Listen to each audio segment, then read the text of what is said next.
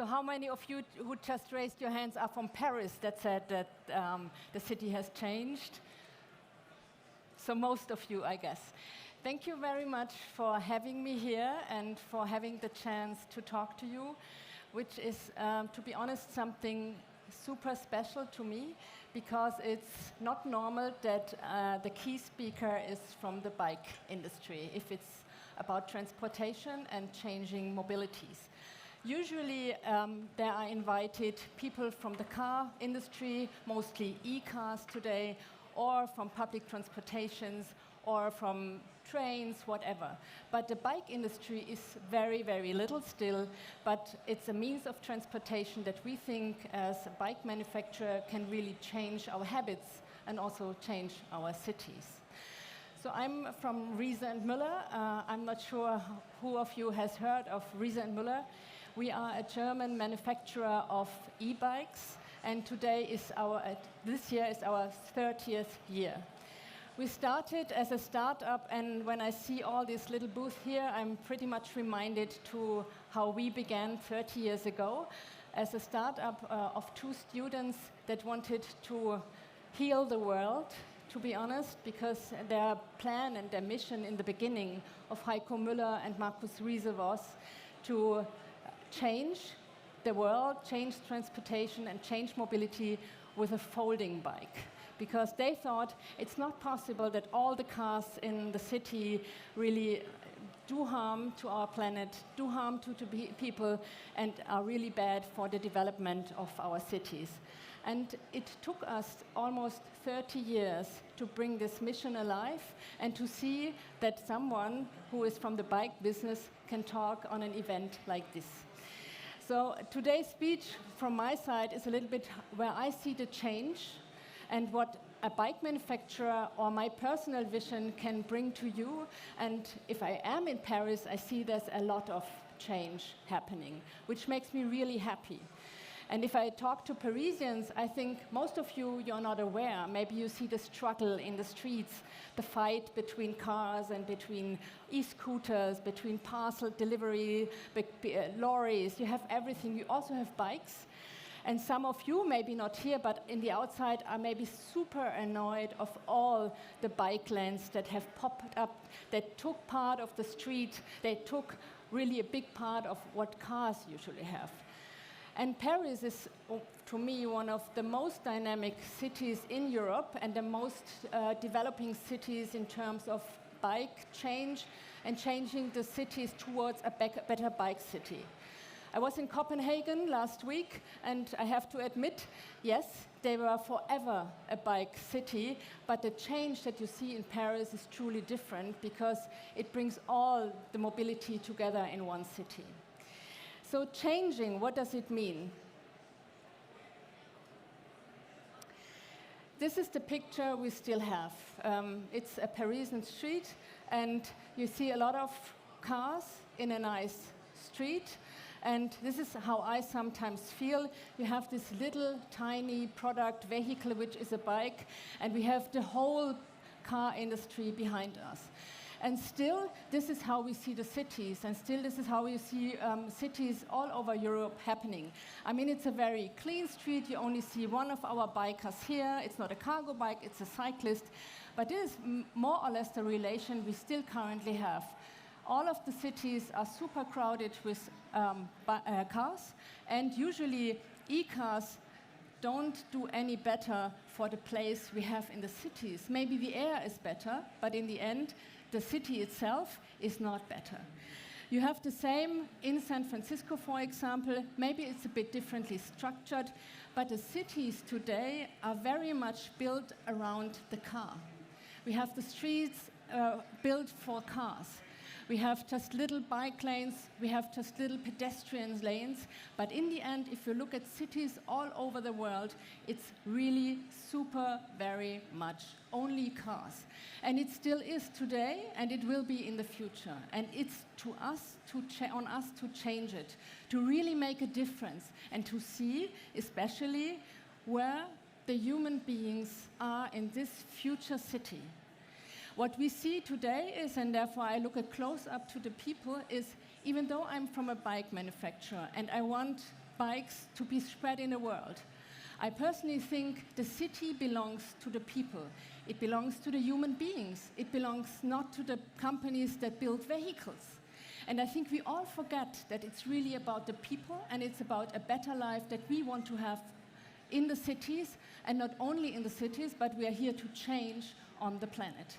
And wherever we make a product, wherever we do a vehicle, wherever we do transportation in the city, it has to be human-centered. And this is why I personally think that also as a car manufacturer, as a bike manufacturer, we have to work together with city planners, with people that have a sustainable mind and that think about people in the future and how we, our children, want to live in this city.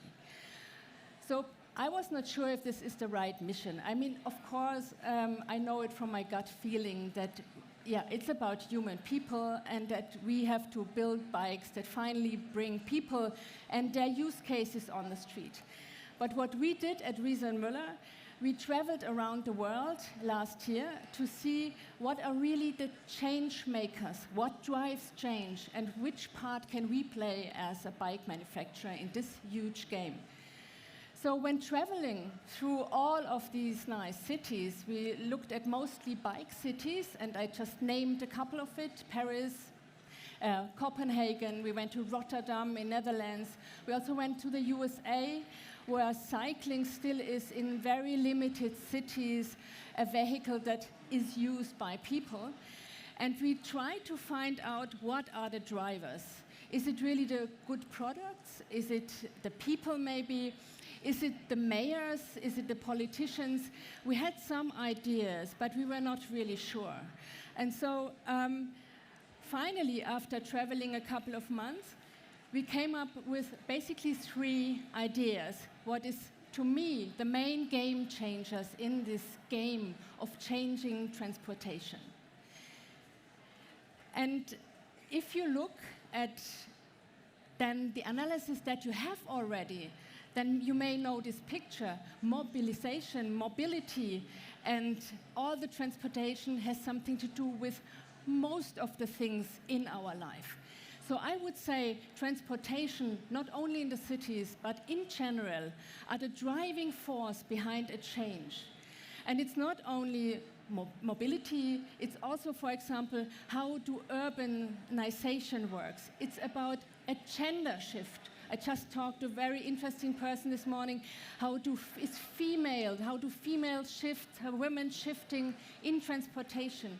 How can we think about women in transportation? It's about health, but it's also about how is your individual transportation working. So it's a whole map of how we see transportation in the future.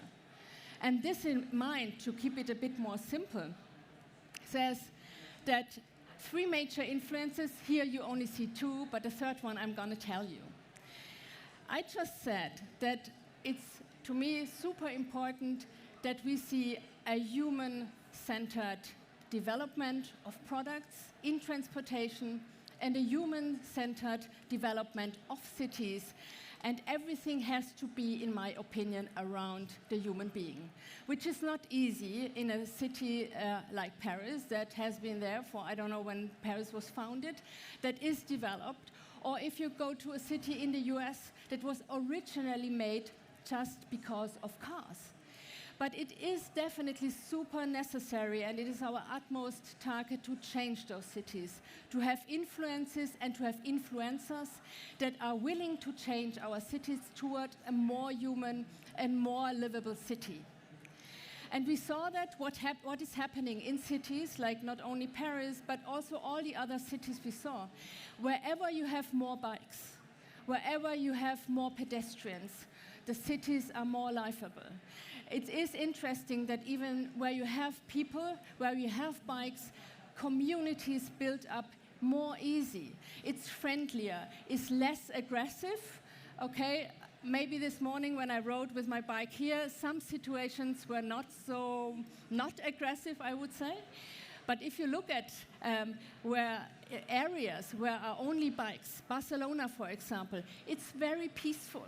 People look around shops, they are in cafes. We have developments in a city that we are looking for, that we are longing for again. A second very important topic to me is politicians and politics. It's not possible to change a city, it's not possible to change transportation without any kind of good mobility politics and politicians that really bring it forward. We see it in Germany whenever the party is changing who rules the country, also transportation changes. And if you see, we have a half green or third party, green party government in Germany. This is not enough. It must be from all of the politicians, it has to be seen that even in a country like Germany that is very, very car-driven, it is important that we don't have only car-friendly rules and car-friendly politicians. And what we see is that sometimes it's only one character, it's only one person. And here we are again, who is the change maker? Sometimes it's not that we should wait, it's someone who has to take the driver's seat and goes forefront. But what I see, where there is no good policy, no good politician that is upfront and forefront transportation and a good mobility, no change will happen. The third thing that is not here, but it is to be honest, my heart topic is that I also see that companies have to change in a broader look. Usually I do bikes, so I'm on the good side, I would say. But I think it's partly correct, because also the bike industry is an industry. And I think all of us here, all the startups here, all the companies, I saw Peugeot over there, we all have a mission. We all need to change. We all need to be part of a transition. We all need to be part of this transformation. So my part in the industry is to say, okay, look, we are the bike industry, but we have to be a sustainable industry.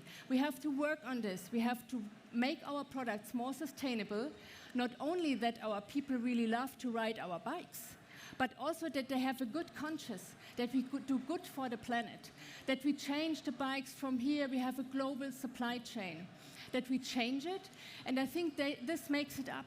It's really the people that drive Riese and Müller and that make this change happen. So taking these three things, it's like society is politics and it's the company. And in the end, to be honest, more or less it's people. And here I see the change. I see it in you. I would love to see more hands up when it says who is riding every day a bike, not only on the weekends, not only a mountain bike, but really be the change. And what I really like about my position is that it's not only that I can ride a bike, you can ride a bike, but to bring this message also to the people around us. And so I see a vehicle like a bike. I mean, it's a very old vehicle. We had that 100 years before. It's now part of a change. And this gives me very much hope that all of the ideas I can see here are really part of a huge change. And maybe you have to wait for 30 years, but maybe not. And you can really be a game changer. And what I see here in Paris, and again, this was part of this project where we were in Paris, this happens here. And as I said, yes, I think Paris is in a transition. Now it seems a bit more like a fight. But this also is part of the transition, that it's a development, it's a process. We see, and I like this picture very much because we see buses, we see bikes, we see e-scooters, we see cars. And this is really democratic, because on a democratic side, you see that we all have to live together. And I also use my car, but I think it's important that we share the lanes. We don't have more space in these cities. We will not have more space, and hopefully have no more space. We have to share the space. We have to look at where's the parcel and the delivery service, where's our cargo bikes, where's the families with the kids, where do they have their place? And I think this has to co-work, has to go together to really come to a transition that matters to all of us. And this is my mission. I mean, I really want to bring it to the world and see that it works, not only here in Paris, not only in Frankfurt, where I live, but all over the globe. And what we also see is that yes, I said, we as a manufacturer, you as entrepreneurs, you as politicians, you as students, you have a role in this whole game of transportation. And then, if you see it, and if what I saw also around the globe is that communities come together, networking, bringing other ideas together. And what we see today in the e-bike business, which was 15 years ago, a business for old people, is that we have now communities that come together like we had it in the road race area, where people really want to be part, where we have cafes, where we have cycling shops that are a nucleus of change. And this also makes me really hopeful that we are all able to change and to change this planet. So to sum up, I would just spread my message. If you are a politician or if you are a political person, please do politics and go out and say that transportation has to change, because it's a huge part of the change we have in the world. On the other hand, I think infrastructure really has to be human-centered. It is not possible that we change, also not with AI and digital tools, which is not human-centered, which is not planned around a human being. And I'm not allowed to do any kind of product that is not human-centered for the people, for the kids we are for. And if you look to what cycling can matter, we see that also cities develop. I mean, here in Paris, I think the city also after Corona has developed very well. But if you go to San Francisco, also if you go sometimes to Frankfurt, cities are very, have less emotions than before, because people are not used to get into communities anymore.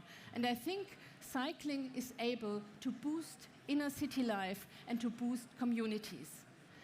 And in these communities, we can all care, because also here you see, it's about the communities, it's about the people, we can care for each other, and we really can spread out this message to the world. So I'm just a little bike manufacturer. We have 1,000 people.